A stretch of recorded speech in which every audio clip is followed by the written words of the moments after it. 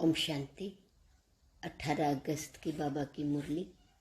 मीठे बच्चे, तुम हो रूहानी सर्जन और प्रोफेसर। तुम्हें हॉस्पिटल कम यूनिवर्सिटी खोल अनेकों का कल्याण करना है। प्रश्न: बाप भी धर्म स्थापन करते और अन्य धर्म स्थापक भी धर्म स्थापन करते, दोनों में अंतर क्या है? उत्तर: बाप सिर्फ धर्म स्थापन करके वापस चले जाते, लेकिन अन्य धर्म स्थापक अपनी प्रारब्ध बनाकर जाते हैं। बाप अपनी प्रारब्ध नहीं बनाते। अगर बाप भी अपनी प्रारब्ध बनाए तो उन्हें भी कोई पुरुषार्थ कराने वाला चाहिए। बाप कहते, मुझे बादशाही नहीं करनी है, मैं तो बच्चों की फर्स्ट क्लास प्रारब्ध बनाता हूँ। गीत रात के राही थक मत जाना। ओम शांति। गीत जैसे कि बच्चों ने बनाया है, गीत का अर्थ तो और कोई जान भी ना सके। बच्चे जानते हैं अब घोर अंधियारा पूरा होता है, धीरे धीरे अंधियारा होता गया है। इस समय कहेंगे घोर अंधियारा। अभी तुम राही बने हो सोजरे में जाने के लिए अथवा शांतिधाम पियर घर जाने के लिए। वह है पावन पियर घर और यह है पतित पियर घर।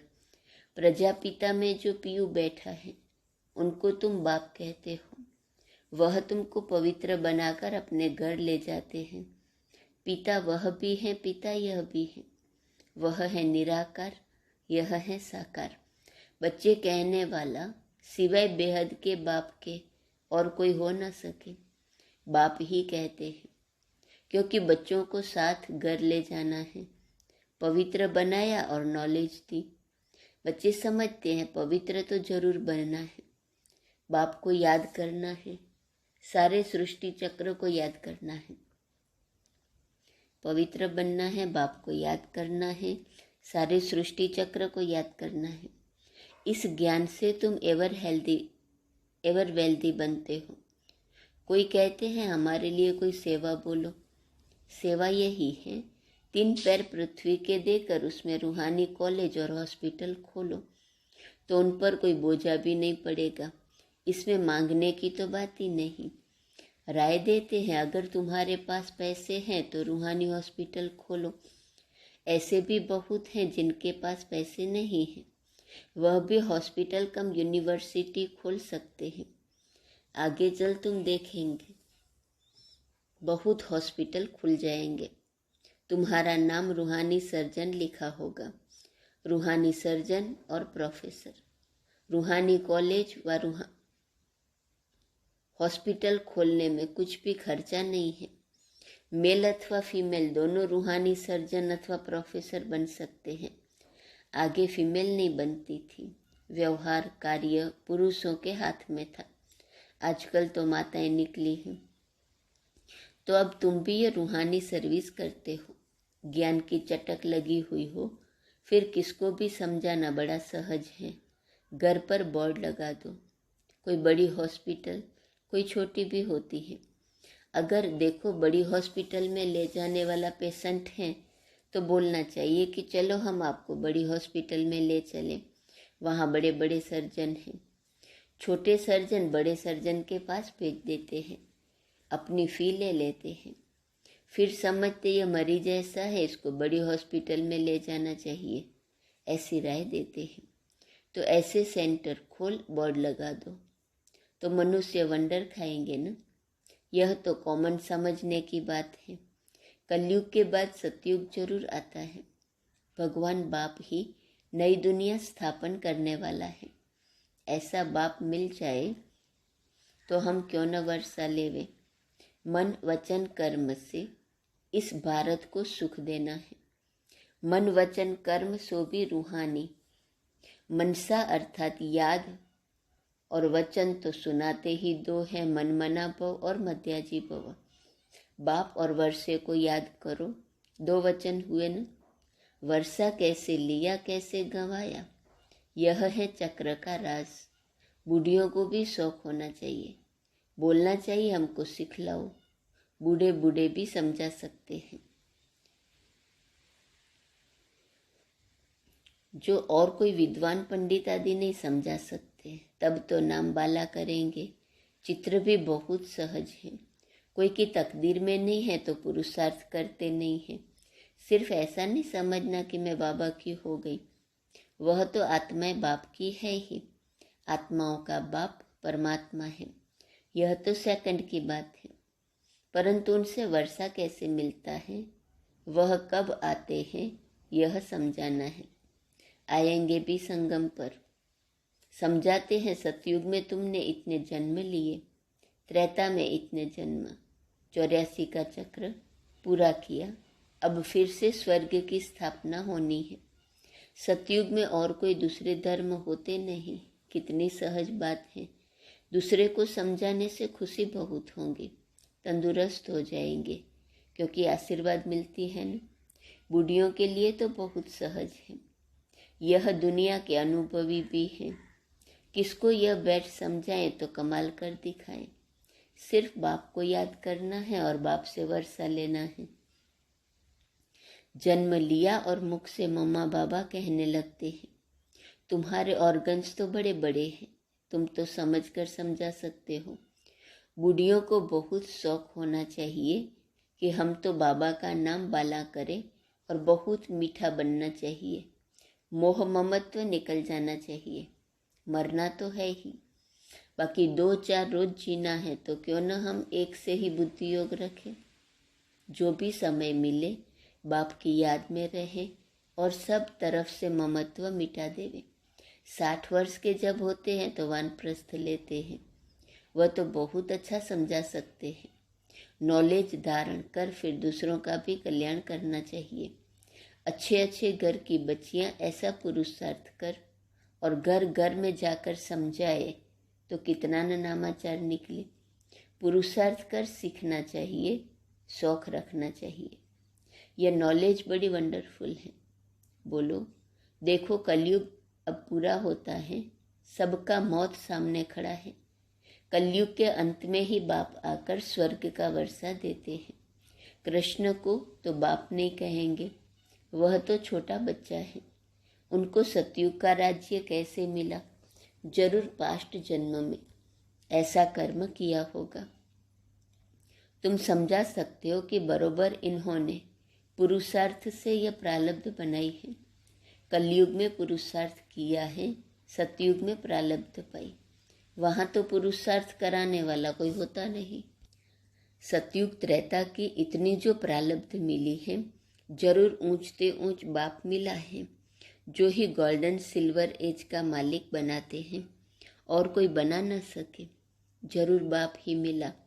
लक्ष्मी नारायण खुद तो नहीं मिलेंगे। ऐसा भी नहीं कि ब्रह्मा व शंकर मिले, नहीं, भगवान मिला। वह है निराकार। भगवान के सिवाय तो कोई है नहीं जो ऐसा पुरुषार्थ कराए। भगवान उवाच, मैं तुम्हारी प्रारब्ध फर्स्ट क्लास बनाता हूँ। यह आदि सनातन देवी देवता धर्म की स्थापना होती है। स्थापना यहाँ ही करनी है। कराने वाला तो एक बाप है, और जो धर्म स्थापन करते वह तो एक दो के पिछाड़ी आते रहते हैं। धर्म स्थापन करने वाले प्रारब्ध बना जाते हैं। बाप को तो अपनी प्रारब्ध नहीं बनानी है। अगर प्रारब्ध बनाई तो उनको भी पुरुषार्थ कराने वाला कोई चाहिए। शिव बाबा कहते, मुझे कौन पुरुषार्थ कराएंगे? मेरा पार्ट ही ऐसा है, मैं बादशाही नहीं करता हूँ। यह ड्रामा बना बनाया है। बाप बैठ समझाते हैं। मैं तुमको सभी वेदों शास्त्रों का सार समझाता हूँ। यह सब है भक्ति मार्ग। अब भक्ति मार्ग पूरा होता है, वह है उतरती कला। अब तुम्हारी होती है चढ़ती कला। कहते हैं न, चढ़ती कला सर्व का भला। सब मुक्ति जीवन मुक्ति को पा लेते हैं।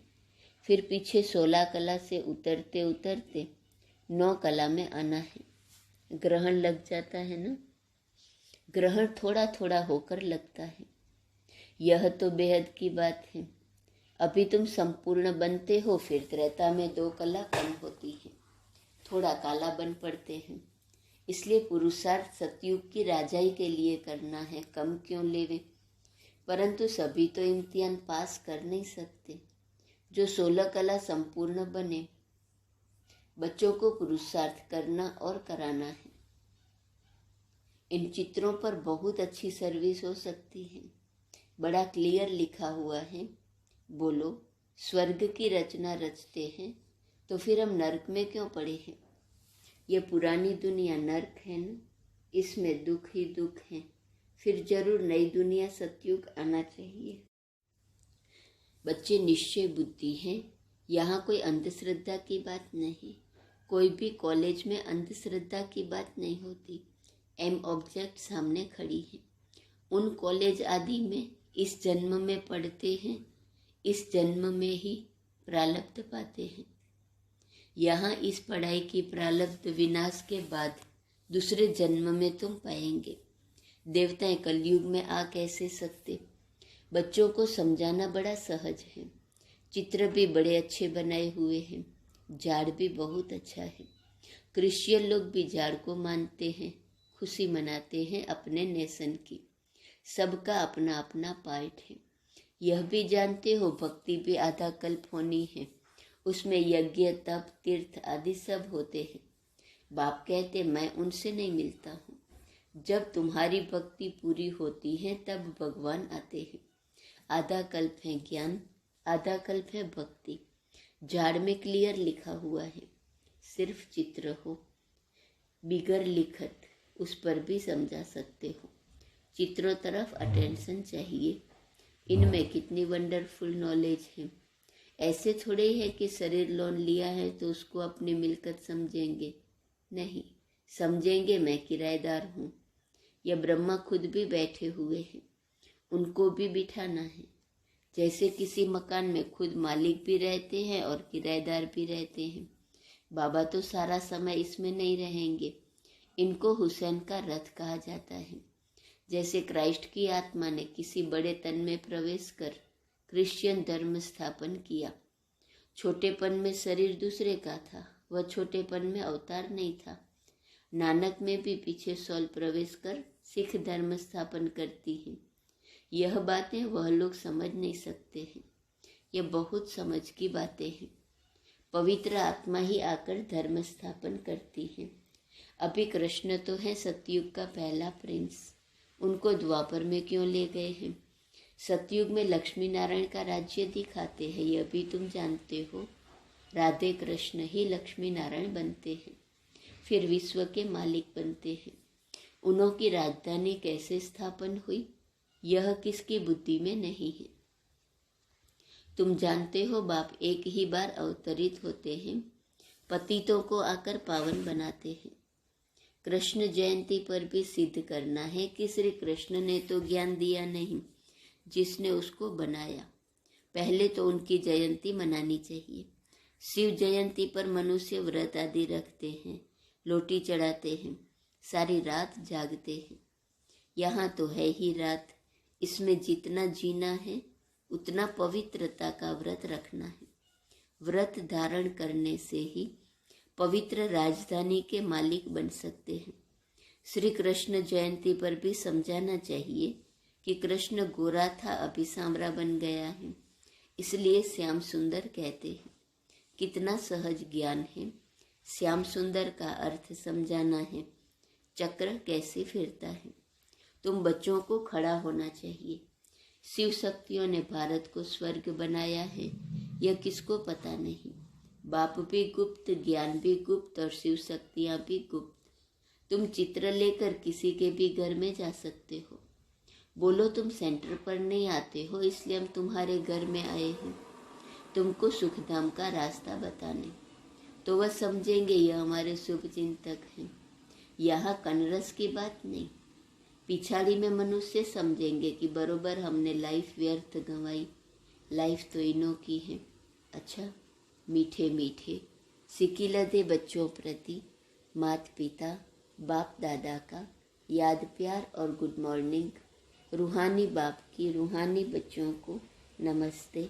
रूहानी बच्चों की रूहानी बाप को नमस्ते नमस्ते नमस्ते। धारणा के लिए मुख्य सार।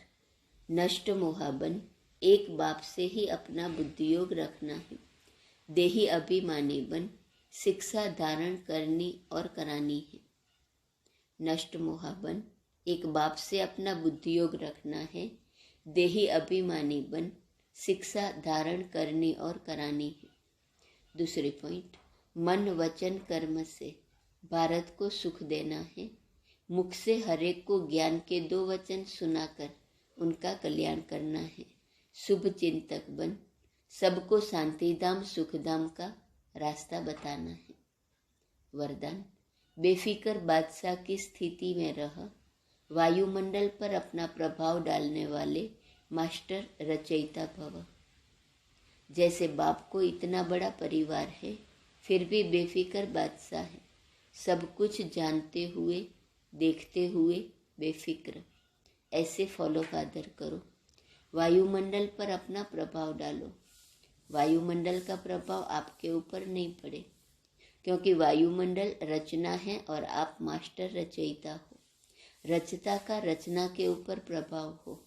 कोई भी बात आए तो याद करो कि मैं विजयी आत्मा हूँ। इससे सदा बेफिक्र रहेंगे, घबराएंगे नहीं। स्लोगन, प्रसन्नता की छाया द्वारा शीतलता का अनुभव करो तो निर्मल और निर्माण रहेंगे। प्रसन्नता की छाया से शीतलता का अनुभव करो तो निर्मल और निर्माण रहेंगे। ओम शांति। आज का स्वमन, मैं शक्ति स्वरूप हूँ। संगठन की पॉइंट है, कोई का भी संस्कार व शब्द व कर्म देख आप समझते हो यह यथार्थ नहीं है व नहीं होना चाहिए।